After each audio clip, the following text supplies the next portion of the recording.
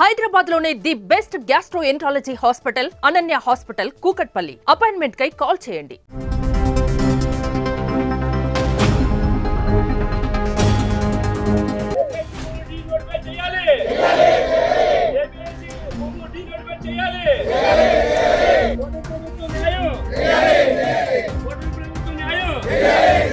ఇప్పుడు నానాజీ గారు మమ్మల్ని పవన్ కళ్యాణ్ దగ్గరికి తీసుకెళ్తానని చెప్పడం, అలాగే చంద్రబాబు నాయుడు గారి దగ్గరికి వెళ్ళడానికి మాకు వేరే దారి లేదండి అని చెప్తే నేను ఏదోలాగా మీకు చేసి పెడతానని చెప్పడం, మా రైతులందరూ కూడా అక్కడికి వెళ్ళడం జరిగిందండి. ఊరంతా కలిసి ఎలక్షన్ అనేది లేకుండా వైసీపీకి సపోర్ట్ చేసామండి. మాకు ఇష్టం లేకపోయినా మా పొలాల కోసం, మా భవిష్యత్తు కోసం మేమంతా సపోర్ట్ చేస్తే అది ఎలక్షన్ వరకునే చెప్పారు తప్ప ఆ తర్వాత మమ్మల్ని నమ్మించి మోసం చేశారండి. తమ్మవరం గ్రామ ప్రజల దగ్గర నుంచి ఏపీఐఐసి సేకరించిన భూములైతే మనం చూసుకోవచ్చు. వీటిలో దాదాపు 295 ఎకరాల భూమిని ఏపీఐఐసి సేకరించింది 1996 నుంచి కూడా. అప్పటి నుంచి 2008 వరకు కూడా ఈ భూములకు సంబంధించి కొనుగోళ్లు, అమ్మకాలు జరిగాయి. అలాగే పన్ను చెల్లింపులు కూడా జరిగాయి.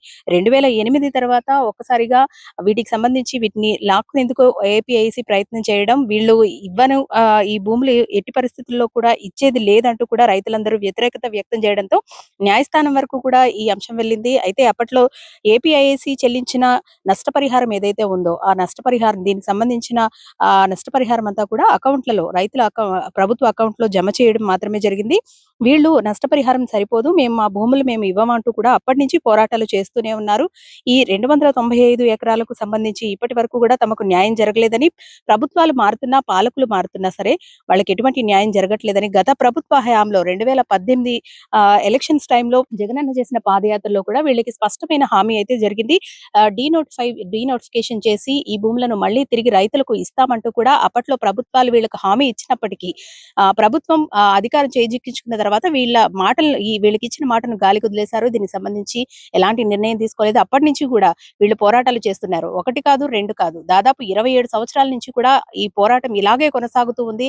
ఇప్పటికైనా సరే కూటమి ప్రభుత్వం తమ గోడును వినాలని, తమకు న్యాయం జరిపించాలని, తమ భూములు తమకు తిరిగి ఇవ్వాలంటూ కూడా వీళ్ళందరూ పోరుబాట పట్టారు.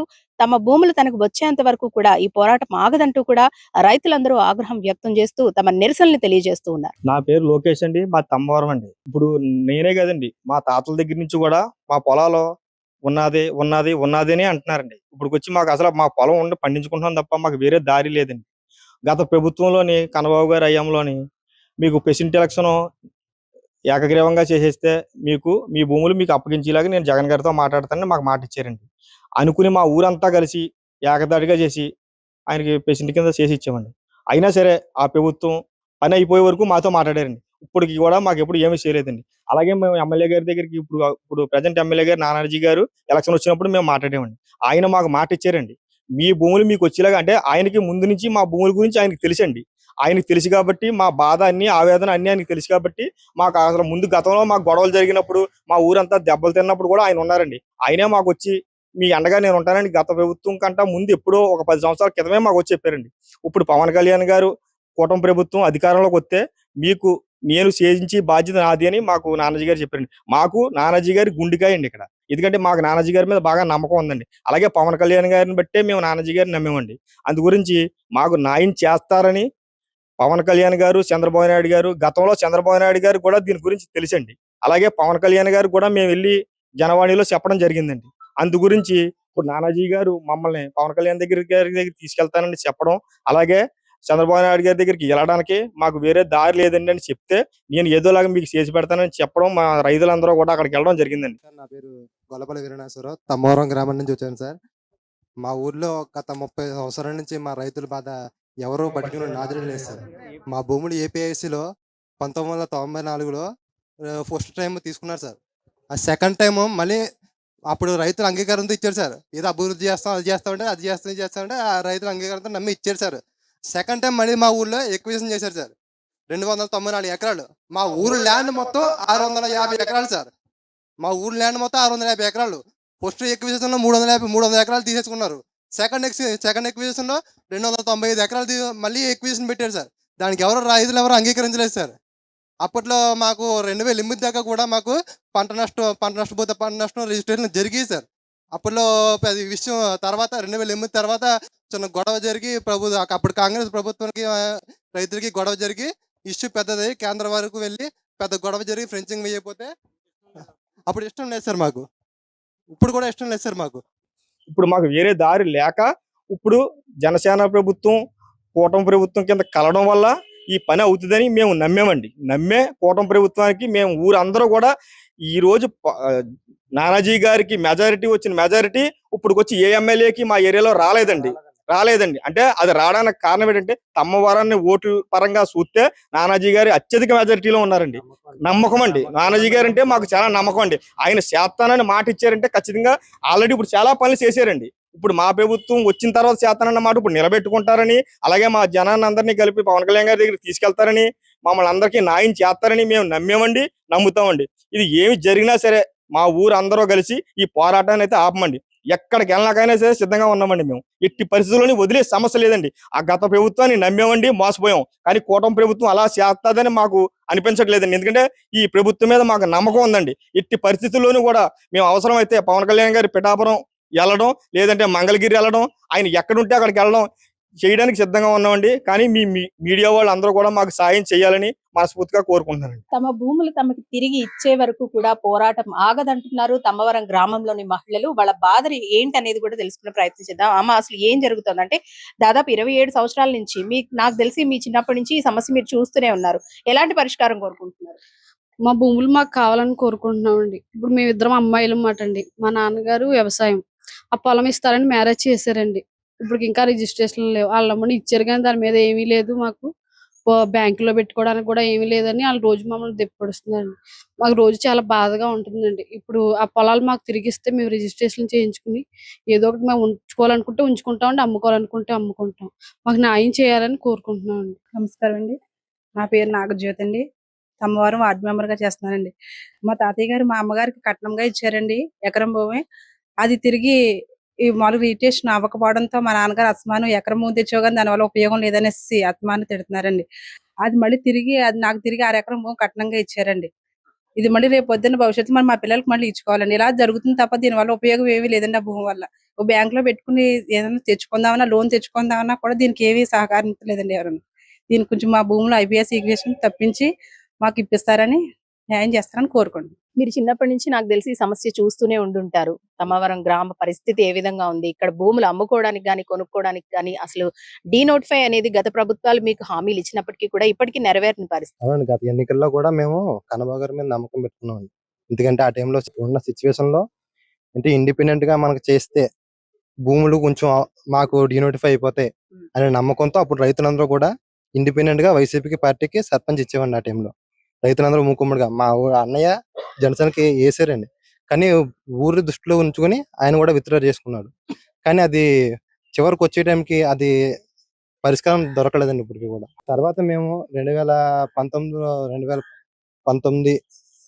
ఆ 2024 ఆ టైంలో ఒక జనవాణి జరిగింది సార్ కాకినాడలో.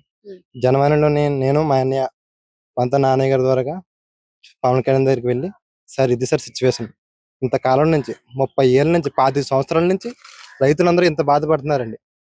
వాళ్ళకి ఇప్పుడు కూడా ప్రతి ఒక్కరు కూడా రాజకీయంగా మా సమస్యను వాడుకోవడం తప్పించి ఏ విధమైన పరిష్కారం దానికి ఇప్పటికీ కూడా అందించలేదండి. ఆ విషయం లాస్ట్ టైం పవన్ కళ్యాణ్ గారి దగ్గరికి వెళ్ళాం, చెప్పాం, ఆయన విన్నారు.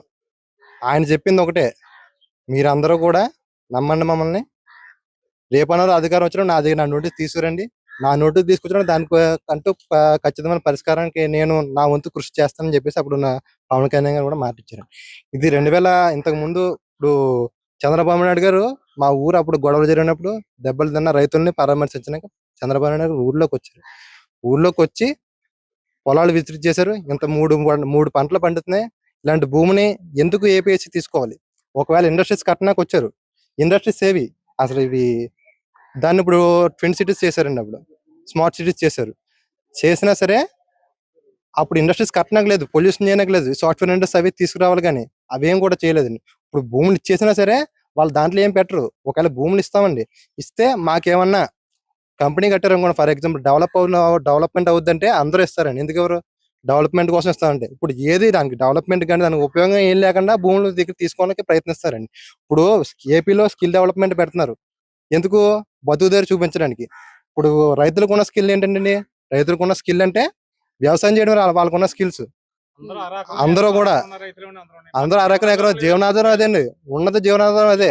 ఇప్పుడు మా ఇలాంటి చదువుకున్నాం, బయటికి వెళ్ళో ఏదో వ్యాపారం చేసుకుని ఏదో బతుకుతాం అనుకుంటున్నాం. ఇప్పుడు ఏమన్నా కంపెనీలో ఇప్పుడు ఫర్ ఎగ్జాంపుల్ ఏమన్నా నేను వ్యాపారం చేసుకున్నాం అనుకుంటానండి, ఆస్తి కావాలి బ్యాంక్ వెళ్తే, ఈ పేపర్ ఎట్టుకెళ్తే ఇది ఏ పేజీలో ఉందో వెనక్కి గెలిచేస్తున్నారు. నాకు క్యాపిటల్ రావట్లేదు నేను ఇన్వెస్ట్మెంట్ పెట్టడానికి.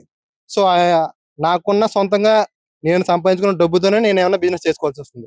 మనం మన స్థాయిలో మనం సంపాదించుకోవాలంటే తాతలు అసలు ఏం లేకుండా ఎదగడం ఎంత కష్టం అండి. ఇంతమంది ఊర్లో 3,000 పైచలకు జనాలు ఇబ్బంది పడుతున్నారు దీనివల్ల. ఎందుకంటే అప్పట్లో వాకలపూడి నుంచి ఇక్కడ వరకు కూడా తమ్మవరం పంచాయతీ పెద్ద పంచాయతీ అండి. అక్కడి నుంచి ఇక్కడికి వచ్చేలోపు సగం తగ్గిపోయింది. వాకలపూడి సపరేట్ చేశారు, తమ్మవరం సపరేట్ చేశారు. తర్వాత ఏమో సూర్యాపేట, తమ్మవరం మళ్ళీ ఇంకా సపరేట్ చేశారు. పొలిమేర తగ్గుకుంటూ వచ్చిన తర్వాత కూడా ఒకసారి ఆల్రెడీ ఎక్వేషన్ చేశారు. మాది ఎక్వేషన్ చేసినప్పుడు హాఫ్ అమౌంట్ అంటే ఒక 600 ఎకరాల్లో అప్పుడు ఒక 500 ఎకరాలు ఎక్వేషన్ చేసి అప్పుడు తీసుకున్నారు. తర్వాత 2సారి మళ్ళీ ఎక్వేషన్ చేశారు. ఇప్పుడు మాకు తమ్మవరంకి మిగిలిన భూమి అంతా కూడా చిన్న భూమే. ఇంకా ఆ 300 ఎకరాలు ఉందండి, 295 ఎకరాలు ఉంది. ఆ ఎకరాలు కూడా పోతే ఇంకా తమ్మవరం పేరు తీసేస్తారు మ్యాప్ నుంచి. తమ్మవరం పేరు తీసేస్తే ఓన్లీ తమ్మవరం పేరు భూమి లేనప్పుడు తమ్మవరం పేరు పనే ఉందండి. నా పేరు రమణ అండి. నేను లాస్ట్ టైం జనసేన తరపున ప్రెసిడెంట్ కింద పోటీ నామినేషన్ చేసామండి. చేస్తే అయితే మొత్తం అలా కాదు, ఊరంతా ఒకటి కింద పనిచేస్తున్నాము. అయితే ఇప్పుడు యునామస్ గా మనం కన్నబాబు గారికి ప్రెసిడెంట్ ఇస్తే మనకి డీనోటిఫై చేస్తానన్నారు. జగన్ గారు 2018లో మనకి ఎలక్షన్ లో హామీ ఇచ్చారు. అయితే అది ఇప్పుడు మనకి అది నెరవేరుతుంది.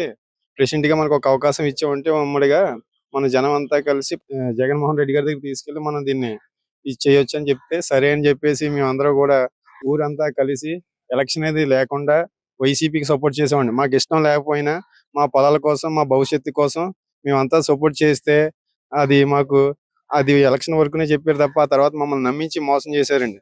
రైతులకి ఇలా ప్రతి ఒక్కరు ఎలక్షన్ ముందు హామీలు ఇవ్వడం, తర్వాత ఆ మాట తప్పడం, రైతులకి ఇలా బాధపడుతూనే ఉన్నారండి. ఇప్పటికీ మాకు ఈ నరకం నుంచి బయటికి తీసుకురావాలంటే మాకు కూటమి ప్రభుత్వం ఒకటే మాకు ఆధారం. ఈ కూటమి ప్రభుత్వం మాకు డీనోటిఫై చేస్తారని మేము నమ్ముతున్నామండి. చూసారు కదా, మొత్తానికి 1 కాదు 2 కాదు, దాదాపు 27 సంవత్సరాల నుంచి కూడా ఈ రైతుల పరిస్థితి ఈ విధంగానే ఉంది. 1996లో ఏపీఐఐసి సేకరించిన ఈ భూములకు సంబంధించి అప్పట్లోనే వీళ్ళు పూర్తిగా వ్యతిరేకత వ్యక్తం చేశారు. 2008 వరకు కూడా కొనుగోళ్లు, అమ్మకాలు కూడా జరిగాయి. అలాగే ఏదైనా ప్రకృతి విపత్తులు కలిగినప్పుడు నష్టపరిహారం కూడా గవర్నమెంట్ నుంచి వీళ్ళకి అందేది. అయితే 2008 తర్వాత పూర్తిగా కొనుగోళ్లు అనేవి ఆగిపోయాయి. కొనుగోళ్లు మొత్తం కూడా ఆగిపోయిన పరిస్థితి. అక్కడి నుంచి కూడా వీళ్ళ పరిస్థితి దుర్భరంగా మారింది. ఎందుకంటే దాదాపు 300 మంది రైతులు తమ భూములను తమకు వెనక్కి ఇవ్వాలంటూ కూడా అప్పటి నుంచి ప్రయత్నాలు చేస్తూనే ఉన్నారు, పోరాటాలు చేస్తూనే ఉన్నారు. అలానే ఇక్కడ ఉన్న వాళ్ళందరూ ధనవంతులు అనుకుంటే పొరపాటే. కేవలం ఎకరం పొలానికి మాత్రమే వీళ్ళు యజమానులు. అయితే ఆ పొలాలు కూడా తమ పిల్లల పేరు మీద, అంటే పిల్లలకు కట్న కానుకల రూపంలోనో లేదంటే వాళ్ళ పిల్లల భవిష్యత్తు కోసం అమ్మకానికి పెట్టుకోవడానికో కుదరక వీళ్ళు నానా యాతన పడుతున్నారు. ప్రతి ప్రభుత్వం వచ్చిన ప్రభుత్వాలన్నీ కూడా వీళ్ళకి హామీలు ఇవ్వడం జరిగింది, డీనోటిఫై చేస్తామంటూ. గత ప్రభుత్వంలో కూడా 2018లో జగన్ పాదయాత్రలో భాగంగా కూడా వీళ్ళకు హామీ ఇవ్వడం జరిగింది. ఆ హామీని నమ్ముకునే వీరందరూ కూడా ఆ పార్టీని గెలిపించడం కూడా జరిగింది. అయితే వాళ్ళు అధికారం చేజిక్కించుకున్న తర్వాత వీళ్ళను గాలి కుదిలేశారంటూ కూడా ఆగ్రహం వ్యక్తం చేస్తున్నారు. ఇప్పటికైనా వీళ్ళ భూములు వీళ్ళకు తిరిగి ఇవ్వాలి, డీనోటిఫై చేయాలి అంటూ కూడా వీళ్ళు పోరాటాలు చేస్తున్నారు. డీనోటిఫై చేసి వాళ్ళ భూములు వాళ్ళకి ఇచ్చేంత వరకు కూడా ఈ పోరాటం ఆగదంటూ కూడా వీళ్ళు ఆగ్రహం వ్యక్తం చేస్తున్నారు. కెమెరా పర్సన్ భాస్కర్ తో అనుశ్రీ, సుమన్ టీవీ, కాకినాడ.